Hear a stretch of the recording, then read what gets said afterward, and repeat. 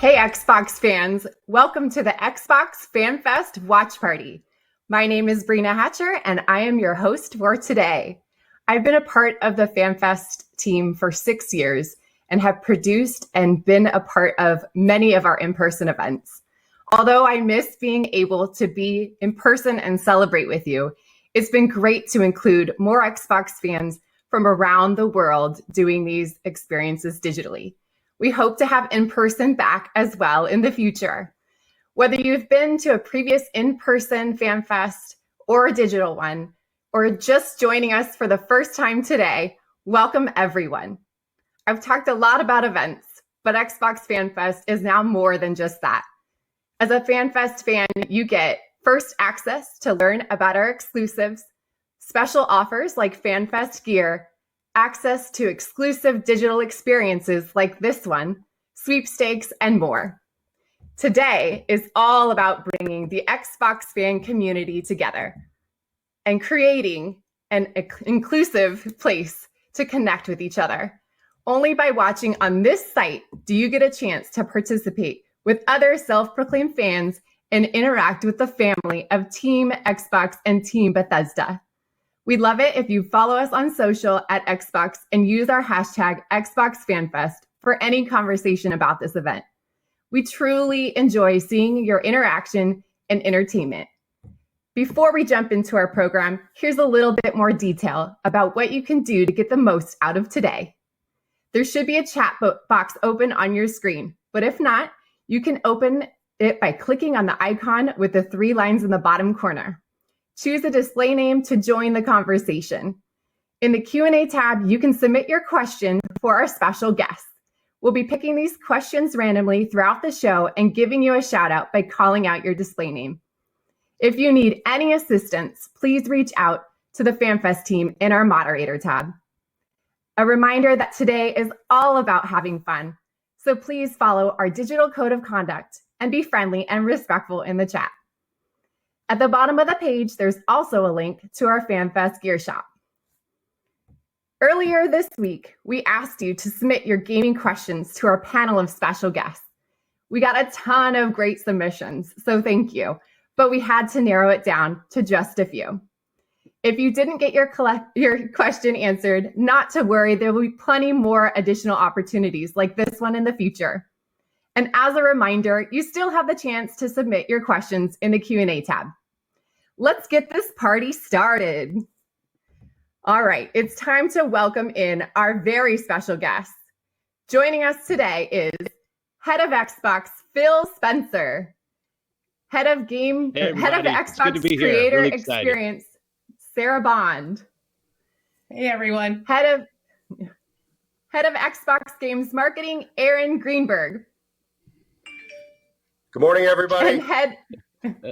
And head of Bethesda Marketing Communications, Pete Hines.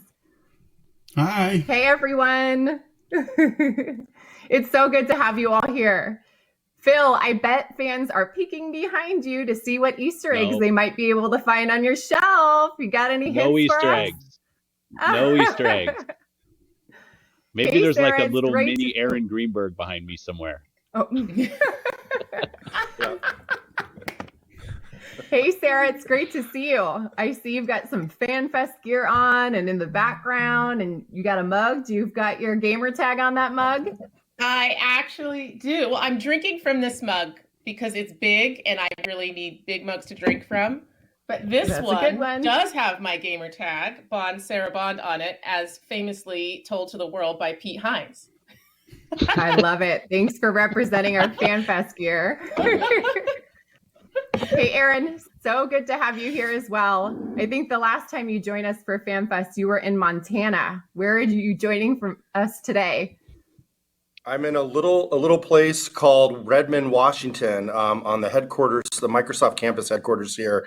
And man, I am so excited. What a big day for the team, and just wish I was there to give all our fans a hug and a high five in person.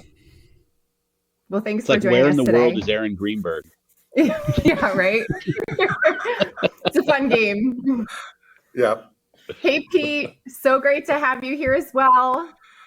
I'm so excited to be here. This is awesome. How have you been enjoying the Xbox and Bethesda partnership? so far? It's been amazing. I get to work with Greenie really closely, and Sarah and Phil, and honestly, we've gotten to know so many people in the organization. It's been awesome to see how similar our cultures are, and so excited, as Greenie said, for today and to show everybody what all of us have been working so hard on to show our fans. Yeah, absolutely. Well, awesome. Thank you all for being here today.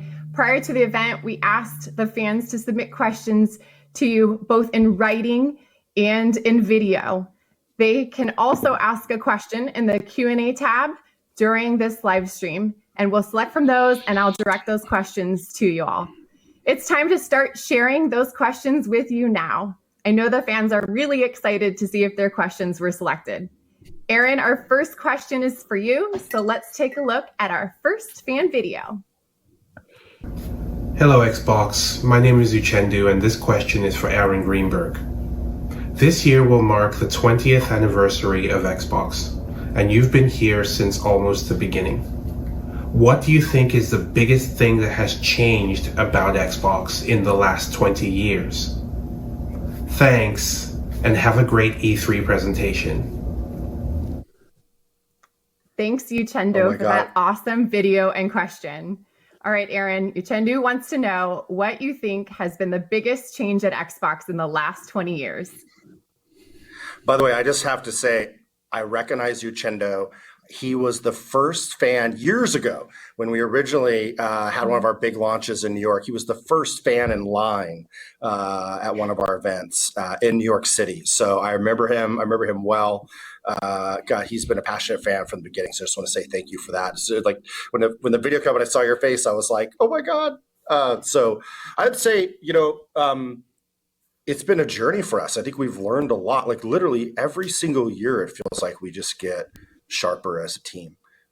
I would say that, right now I feel really just like we're really part of a team that is really pioneering and changing and thinking about the future of gaming. I think the thing that I'm most excited about is how much we focus and just obsessed we are with our fans and putting fans first in everything we do, from making sure we have the most powerful console to making sure that we way over deliver on value for Game Pass, adding the team at Bethesda into the group. I mean, what an incredible dream team now of 23 first-party studios all making games for our fans. The innovation we're doing with cloud, what we're doing to really push and bring all our games to PC. So I just think there's just a lot of goodness and so many people. I've never seen more people working harder than they are right now. And I think the collection of many years of people's efforts to get us to where we are today is the reason for that. So a lot of team pride here, and we love what we do. We love working together. It's just an incredibly positive culture, and hopefully fans can see that from the outside as well. Thanks, Aaron. I love that you recognized Uchendu. That's awesome. And thanks for your video submission, Uchendu. I'm going to take a question from our Q&A submitted questions. This question I'm going to direct to Pete. Pete, this question comes in from Donut2546. What is the most impactful to you, gameplay or graphics or both? Well, at the end of the day, first of all, it's a good question. And honestly, I think a lot of times for games, ultimately what decides that is the developer. Like I don't decide whether graphics are more important or gameplay. It's really about what kind of experience is the dev trying to create. For us, for a lot of things at Bethesda, the importance of graphics is really about that transportive experience, that we're trying to put you in another world where you can live a different life. You can be in a post-apocalyptic wasteland. You get to be the Doomslayer. You can do all of these amazing things. And the graphics really give those places a sense of being, that you feel like it's a real lived-in world. At the same time, if the gameplay isn't fun, then you're in a beautiful world where it's really boring. So really, it's all about how do you figure out the right balance of those things, because you can do anything, you just can't do everything. It's a very famous Todd Howard quote that I'm particularly fond of. And so it's really about finding the right mix of those for the kind of experience you want your game to deliver. Awesome. Thanks, Pete. We have time for another fan-submitted question. I'm going to direct this one at Aaron. Aaron, this one comes in from Revolution J12. What is your favorite car you've had on stage, and why is it the Lego McLaren Senna? I love the question is the answer. That's so good. Well, to be honest, like that's the thing I miss about doing these things in person is like which car is going to be on stage. I mean, people remember we've had Lego cars, we've dropped cars. We literally dropped a car from the ceiling one time. We were in a meeting and dreamed it up, and our production team's like, let's see if we can get approval. Okay, we are officially going to drop the car from the ceiling in the middle of our fans. So people remember that. So it's just been fun. I think celebrating with Turn 10 and the Playground team, and people know that, you know, we've put a real focus on racing and obviously open world racing as well with the Horizon franchise. It's been fun to do the car reveals. Anyway, every year we do something different. I don't know. Maybe there's a car in the show today. I don't know. We'll see. But no physical cars. No physical cars will appear in your living room. So you'll have to wait for next year for physical cars to drop. But I would say the Lego one is definitely going to be a fan favorite. Thanks, Aaron. Looking forward to figuring out how we can drop cars in people's living rooms. All right, Phil, this next video question is for you. Let's take a look. Hi, my name is Gio. Gamertag is Alien Psych. My question is for Phil Spencer. I just wanted to know if there was anything about the pandemic or you being in quarantine that somehow made you have that aha moment about Xbox or gaming, and if it changed the direction of your thinking in any way, shape, or form. Thank you.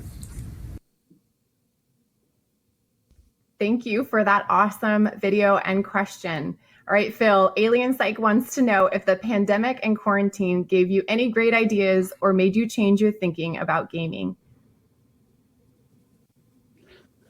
Yeah, I think it's a really thoughtful question. And obviously so many of us have been dealing with a lot of stress and emotion and real life circumstances outside of work and outside of play. I'm just really proud of the way the game industry has stepped up to be such an outlet for people, whether that's just I need to get away and escape into play, a way to socialize and connect with friends that I already have, a way to meet new friends when I can't be out in the physical world. You know, we've seen a huge just swell of use and engagement and play over the last 12 months, which has been incredible. I think the thing that's been most impactful for me, and we've been watching how many new friend connections have been made on Xbox Live. And it's literally tens of millions of new friend connections have been made over the pandemic of just people with all the extra play that's happening, people finding games that allow people to play together, and just to know that this incredible art form that I have the privilege to be a part of in gaming has played that important role to so many is something that it's not so much changed the way I think about this industry, but it's definitely accelerated the way we at Team Xbox think about the impact that we can have, because it is about games, it's about gameplay, it's about consoles and PC and cloud and all the things that we're doing. But really at the root of it, it's about people, and it's about the connections that people make through the power of play and how important that is in our lives. And that, I think, has just re-cemented us as a team on the mission that we're on. When everybody plays, we all win. When everybody feels safe and included. When we're putting out some amazing stories that people can play and learn, and all of those things have been fantastic. So this last 12, 15 months have, I think, really just cemented our purpose as a team. And while it's unfortunate we went through a pandemic to get there, it does just kind of really a foundational point of being in this industry is the impact that we can have globally. And that's something that has really landed for us as a team. Good question. Absolutely. Thank you, Phil. All right, I'm going to take a question from our Q&A submitted questions. This one is for Sarah from Crosby 1986. As Xbox Game Pass continues to grow and become a core pillar of our ecosystem, are developers considering producing games exclusively for Xbox Game Pass? You know, the thing I love about Xbox Game Pass is that it makes it possible for games to be discovered and played that otherwise maybe we never would have had the opportunity to try. And there's so much more variety that people will be able to play. There's so much more exploration. I'm sure you guys are all experiencing that.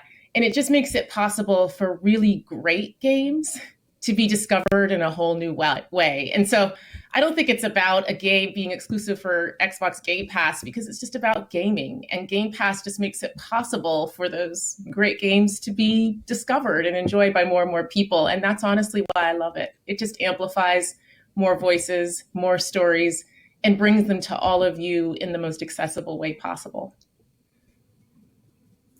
Thanks, Sarah. We have another question before our next fan video, and this is for Pete. And this is from the Suicide Grunt. It's another kind of answer to the question. So the future Sounds like a good Xbox, one for Pete. Yeah, the future the names of are the best. and Bethesda is exciting. But what excites you the most, and why is it Phil Spencer? First of all, that actually is the correct answer to that question. So thank you for feeding me that. It is that, actually. And it is, I'm going to say it, even though he's sitting right there, which is, look, Phil, Xbox has changed a lot since Phil took over. I've worked with Xbox since Greenie was there, right? We talked about Greenie being there forever. I've been at Bethesda about as long as Greenie has been at Xbox. And I've been working with Xbox all that time. And it's just undeniable that Xbox right now, the version of Xbox that we got to join is, in my opinion, the best that Xbox has ever been. And part of what excites us is not like really big stuff. It is the little stuff. When Greenie or Sarah or whomever and I are talking about, well, how do we approach this? Or, hey, maybe we should do this other way. It's not like we all immediately agree with each other, because I just think that's too easy. And for those of us, the four of us have been doing this for decades and decades. And we know that you don't do something like make video games and have everybody just agree to everything.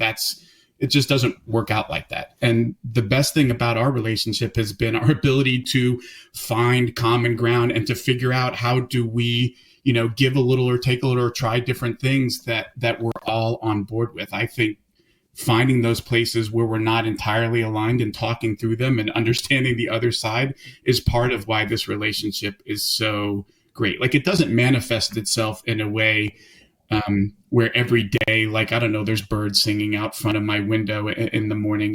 It's more about, you get to work with people who think about things and approach things similar to you, not exactly the same, because it helps move each of us out of our comfort zones.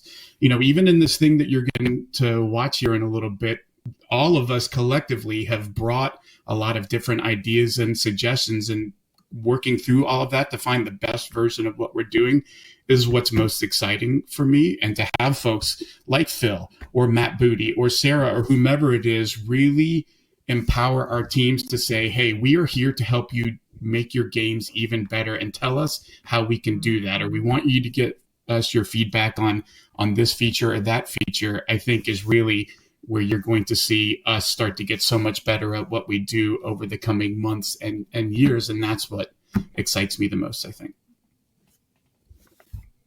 Really great insight. Thanks, Pete. All right, we're going to go to another fan video. This one is for Sarah. Let's take a look.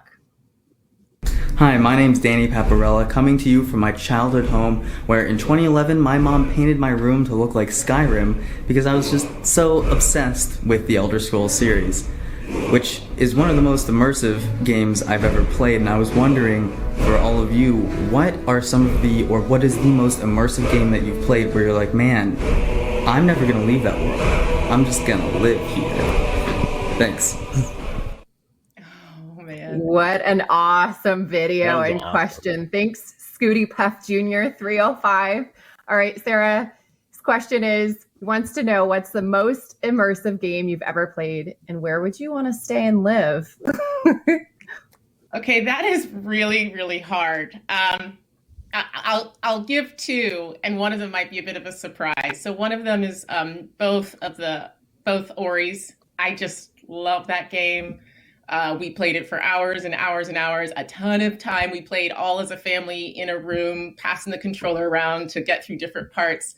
I think my favorite was watching my daughter get good enough to like beat the like sand monster thing at the end. And I just love that game. It's so beautiful. I would take pictures of the vistas and post them on chats and stuff. But the other game that I lived a lot in, I have to say, was Overcooked 2. So also because you can play with 4 controllers and there's nothing like trying to get my daughter to make the hot dog and, telling my husband that he has to hurry up with the dishes. And maybe that tells you something about my real life. I do love that game. So good. So good. That is awesome. I love it. I know everyone wants to answer that question. I want to play Overcooked 2 now with Sarah. It's so good. I don't. That might have to be our next show, a live stream of Sarah and her family I'd watch playing that. Overcooked. I'd watch some of that. I'd also love to just give a shout out to that fan. I think we should have done our FanFest in his room, like to be right there at Tamriel and reliving the Skyrim magic would be pretty awesome. So Agreed. So cool. All right. We had actual fans submit for their excitement as well. And so we created an awesome highlight reel of our fans' excitement for the Xbox and Bethesda Game Showcase. And we wanted to share that with all of you right now.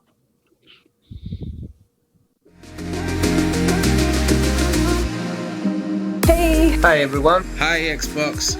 Let's go, baby. Xbox all day, every day. Hey, I'm DDS618, and man, I'm so excited and jacked about the Xbox and Game Showcase. It's going to be an unbelievable time, and I promise you, you're going to love hearing those words. Exclusive. World premiere.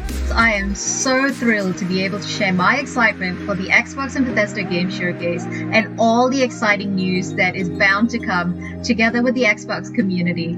Hopefully we'll hear more from 343 about Halo Infinite, and maybe see a glimpse of that sweet new Halo multiplayer. My name is Maximiliano Coman, and I'm from Bahia Blanca, Argentina. I can't wait to see the next step in Xbox Game Pass, since it has become such an amazing way to play games for all the users in Latin America. Good luck with the show. I love that Xbox is no longer just like a hardware platform, it's a software platform that you can buy on your phones or PCs, who knows what else. So I'm really excited to see where you continue growing the Xbox brand. Xbox, if you could just help me out here and grant me one wish, then that wish would be to please give me more information about Starfield. Please. Heather Spears here, and I'm so excited to see what comes next for Xbox and Bethesda in this show. I am here for the games, and I am so excited to be sitting back and watching with all of you.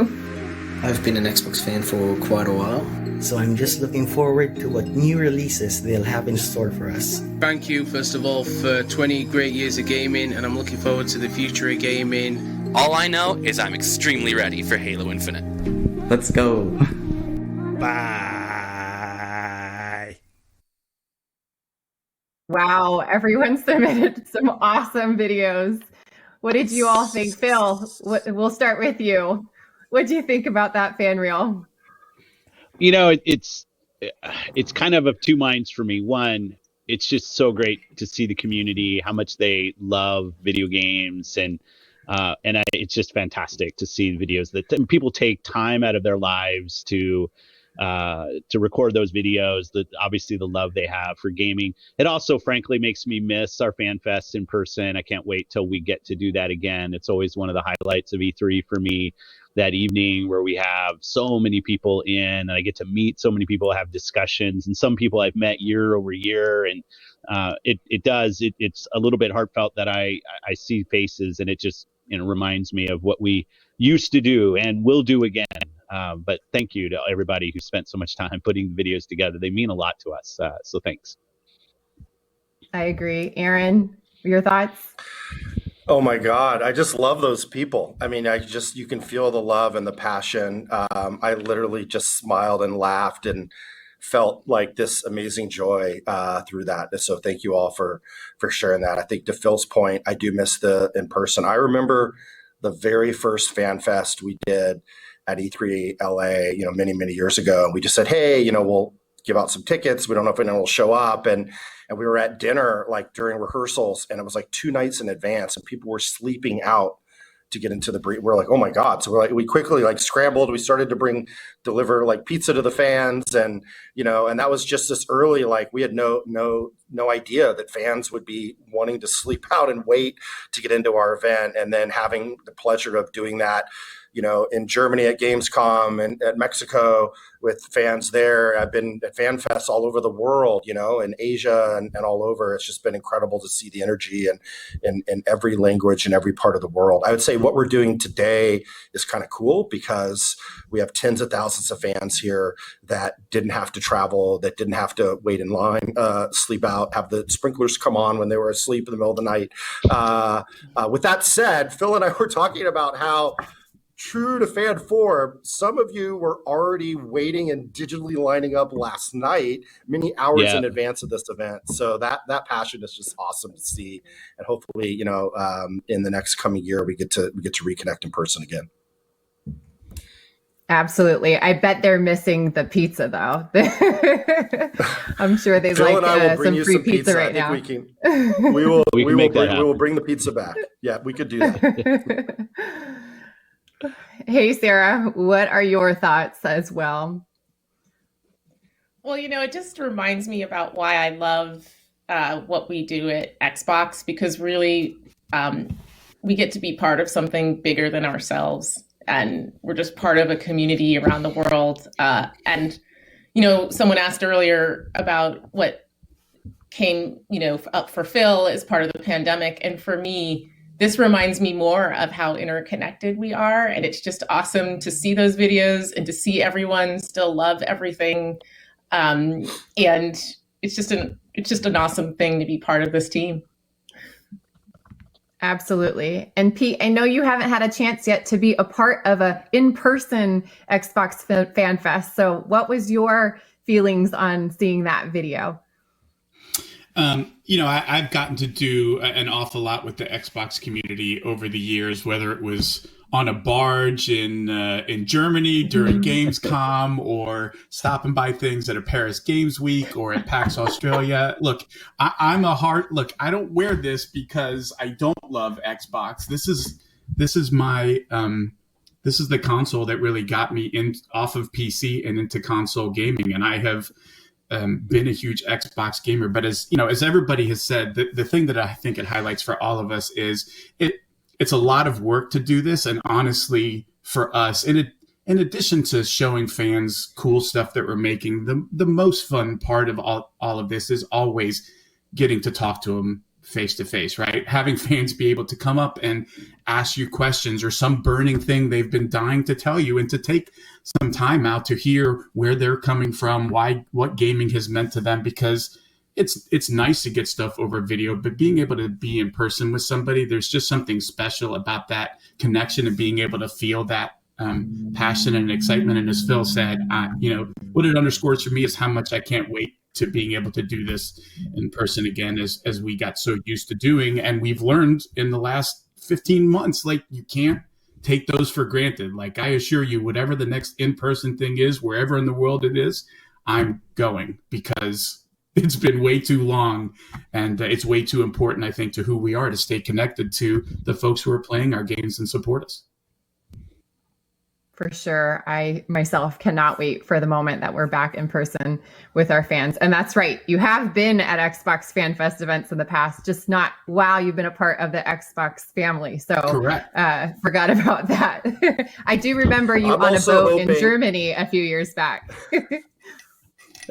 I'm also hoping, because I've seen what you guys have done with your community, Pete, with things like QuakeCon and how you kind of rally people as well. And we're excited to hopefully partake in some of those in the coming years too. So that'll be honestly, this is one of my favorite things that Xbox does, because it's so I think it resonates with us so much at that grassroots community level. Like, sometimes we're just like, let's find a spot where we can sit down and chat with our fans and let them chat with each other. And just that simple interaction becomes some of the most meaningful, and such a great way to find out what our fans are thinking, what they want, what they don't want, because they will definitely tell us both. And it's such an important part of staying connected with the folks who are playing your games. Agreed. And we absolutely listen to our fan feedback. So I love hearing from the fans. All right, Pete, we have a fan video coming up next for you to answer. So let's take a peek. Sounds good. Hi guys, my name is Justin. I've been playing with Xbox for about 20 years now. I recently just got a Series X, so I've really been enjoying that. My quick question for you guys are, what unique game opportunities, environments, gameplay do you think that you'll be able to create now that you're collaborating, Bethesda is collaborating with Microsoft? So would love to hear what your responses are to that. Thanks and happy gaming, everyone. Thanks, JMF17, for that video question submission. All right, Pete, Justin wants to know what unique experiences you might create now that Bethesda and Xbox are collaborating. It's a very good question, Justin, and one I know a lot of folks are wondering about. I think the thing that I want to make sure everybody has context for is we were operating as a company before the Xbox deal took place. And so all of the projects that we have are, our primary focus right now is keep those going, get those done. At the same time, we've been integrating with Xbox and starting to figure out where are those intersections where there are opportunities to take advantage of new technology or to work with each other in ways that we haven't been able to in the past. Some of those I've seen happen already, and it's super exciting. But game dev isn't what game are we going to start and finish this month? Tends to take a little longer than that, especially if you're Bethesda Game Studios. It takes a lot longer than that. But not always to fill our mind. Look, as a marketing person, it's really easy if we could just get a game every year. My life would be, it's when we take a really long time and we have nothing to tell you that my job gets a little tougher. So I think you're going to see those things, but I think they're going to take time as we get teams to start to be able to start their projects in a way where we're taking advantage of things even better. Or again, some of these meetings and conversations we're having about whether it's technology or whatever it is, I think I'm super excited, first of all, about the stuff you're going to see today. And I'm also excited for where all of these teams and products and games are going to be now that they've got such... It's historic access for Bethesda and what we're able to do with first party. Sarah talked about in the roundtable about, we would often be the first guinea pig when they had an idea or something they wanted to run past us. Hey, we're thinking of doing this, because Todd Howard is very good at giving you a very blunt opinion of exactly what he thinks. But now we get to have those conversations as part of first party and have them even earlier and be more part of the process of where is the tech going to go? What kinds of things should we be thinking about, long term? And I think that's really where the exciting stuff is in the future, Justin. And honestly, I think you're going to love some of the things that our teams are already working on with those things in mind down the road. Awesome. We're excited for that. Let's take another write-in submitted question. This one is going to be for Phil. And it is, who it's from is Gamertag Pictureman 546. And the question is, what was your first experience with Xbox? Go way back. Way back. First experience with Xbox was actually Halo. Before the original Xbox came out, I was in a room with Ed Freeze, and we were playing a debug build of Halo. And frankly, at that point, I was more of a PC gamer. So trying to figure out how to hold that controller that was too big. I don't care what anybody says. The original controller was too large. And play, with the dual sticks and whether a shooter was really going to work on console. But I was really kind of blown away by the experience that Bungie had been able to create. At that point, I hadn't played GoldenEye, I haven't played Perfect Dark, so I was really pretty foreign to FPS on a console. Like for me, it was funny, Doom and Quake and games that we now get to partner directly with, which is awesome, but playing those games on PC. So I was a little bit hesitant to playing an FPS on controller, but Ed and I sat down and we were playing on a debug kit for the original Xbox. And that was the beginning for me. And then obviously I was on part of the team went and tried to backfill my console knowledge went out and bought an N64 and a bunch of things, because it's just not a place that I had played. But early on as a developer, which is where I was coming to this space from, there were some things in the original Xbox that I thought were really revolutionary. I think a lot of people think about stuff like the Ethernet jack on the back and the online gaming that brought on, but even things like the hard drive inside the console, which allowed us to stream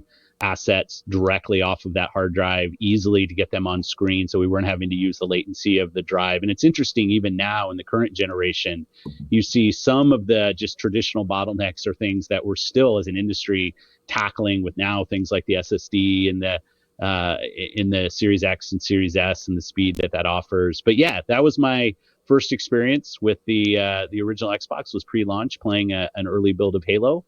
And here we are, and maybe we'll see Halo again today and still play such an important role in our portfolio and for our community, which is awesome. So awesome. All right, we're going to take another write-in question. This one's going to be for Sarah. The question comes in from the Scarecrow 121. What is the best part of your job in gaming that we would not know about? Oh man, that's hard because I feel like you guys know a lot about me. Gosh, what is the best part? The best part is honestly the people that I get to work with. It's just an amazing group of people. I have a lot of love for the team, both in what we create together, like the work that we do, but also as human beings. This last year has been super tough for a lot of us. And every day I knew I could come downstairs and I could log on and I could look in the screen and I could do something to make the world better. And I could do something with people who saw me, not just for my work, but as a human being, and valued me just as who I am. Like, I've never felt like at Team Xbox I needed to be anybody else but Sarah. And that really is the best part of this. Really is. I couldn't agree more, Sarah. That really mirrors how I feel as well. So thank you for sharing that with us. Okay, we have another fan video, and this question is for everyone. So let's take a peek, and afterwards we will go through and get everyone's answers. Hi. My name is Florian, Facets of Flow, and this is a question to all of you. What was the funniest or weirdest moment of your gaming career? I have a feeling there's going to be some really good answers here to this one. All right, thanks, Florian, for that just question. Just so we're clear, I'll go last. Okay, that means that you're going to have the best one for us then, Phil. All right, Facets of Flow wants to know, what is the funniest or weirdest moment of your gaming career? Let's start with you, Pete. You're on the hot seat. Boy, that's a really good question. The actual answer to this, I have sworn that I am not giving publicly until I retire from Bethesda. So you're going to have to wait for that one. Okay, are we looking for a tweet or? But I think my favorite one is actually from the year that we showed Oblivion at E3 for the first time, and we actually got to show it in the Microsoft briefing that year, and then we did our own demo in this little room, and that morning, the convention center on that side lost power, and the air conditioning got knocked out as a result. So when the power came back on, we had no AC. So we basically had like hot yoga Oblivion demos because it was so hot in that room. And I just remember, like, I hope everybody can like stay awake and get the sweat out of their eyes long enough to pay attention to this amazing game it was a really surreal, and all the fans had to blow into the PC so that because we were really pushing that graphics card, so we had to make sure it didn't overheat. So it was more important to keep the graphics card cool than the people in attendance. I just remember that being a really surreal experience, both how crazy everybody was about Oblivion and how excited they were, but also just the experience of it's 85 degrees in a room with a bunch of really hot people. It was not. I look forward to never doing that again. Wow, the things that we have to go through, right? All right, Sarah. Okay, I've been racking my brain. Maybe weirdest or most surreal, honestly, was walking out on stage at E3. I mean, you just sort of can't believe it. And then you walk out there and, at some points when I was saying some things, people were cheering so loud I couldn't speak, and I just started laughing, and then I realized I was going to forget my script because I was laughing. So that was pretty surreal. And I think funniest, though maybe I only think this is funny because I was geeky, is one time Phil and I went on a trip to Japan, and I, for some reason, forgot my cards. And for those of you who know, in Japan, it's very official. You have to hand over your card. And so he gave me some of his cards, and I wrote my name and number on the back. So there's some people in the world who have these business cards with official Phil Spencer on one side and Sarah Bond with my phone number on the back. So I thought that was pretty funny. That's awesome. I remember that. That is awesome. Sarah and I have spent many miles traveling together. The number of travel stories that we could share is literally probably hundreds of thousands of miles. Hundreds. One day we'll write a book. That's right. All right, Phil, I'm going to go to you on this one, and then we're going to have to go to the next video. I was thinking about this, and the moment that always will stick with me is the moment we announced Back Compat on stage at E3. And there was multiple things about it. It's not really the funniest, but just in terms of standing there. And as Sarah said, amazing people do a lot of work to have the words that come out of our mouth, feel great. And so for people who don't know, haven't been in the Microsoft Theater when we're doing it, there's teleprompters up so that I don't forget what I'm supposed to say. And so the people in the crowd can actually turn their head and they can read the teleprompter slightly ahead of me if they want to know what's coming. So as I was sitting there, I could see, because I start down the talk track on Back Compat, and the people in the audience are starting to turn and read the teleprompter, because we didn't really give any hints that we were going to do Back Compat for 360.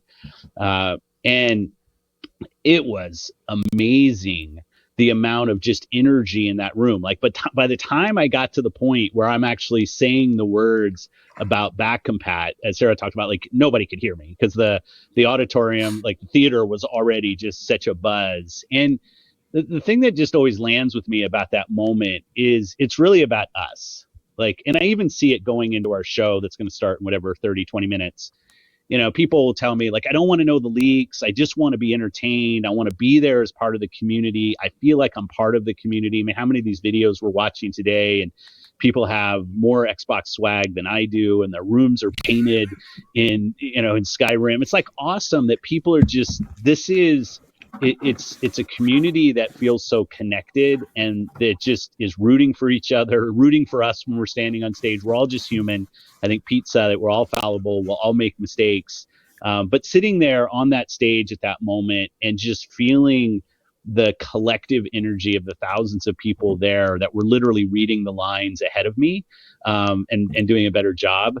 That's one. And then the second one, I just want to say, is the last E3 that we had, 2019, my two daughters were there. It was the first time my two daughters had been in the audience, and the production team did a really nice job in one moment when I'm out in the audience reading one of the sections of positioning me so I'm right next to them, and they're both in their 20s now and they're amazing adults. But it was really nice to be there with them in the audience so they could feel what Dad has been spending probably too much of his life doing for so long. I walked out and gave them both a noogie, which I think for everybody in the audience is why is he attacking these people in the audience? But it was just a moment that meant something to me, to be there on the Microsoft Theater and have my two daughters there in the audience so they could kind of feel what this is all about. That was a special moment. That's great. Thanks, Phil. No one likes a noogie, not in public. That wasn't very nice, though. No, it wasn't. I agree. All right, we've got one final fan-submitted video. Let's take a look. Hi there, my name is Greg Nurse. I'm probably Xbox's #1 puppet fan in the whole wide world. I was wondering, do you have a favorite genre? If so, what is it?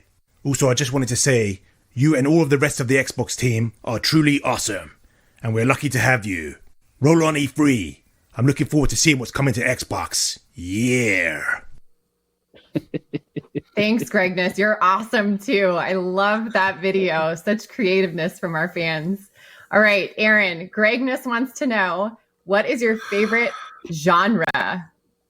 Well, I'm going to cheat a little bit. First, I think Gregness should have hosted our show. That is just an amazing little puppet. I don't have a favorite genre. I mean, what I honestly love is playing all the different games. I will say, I do want to go back 1 second to the previous question because I have some incredible fan memories, but I think the one that stood out for me is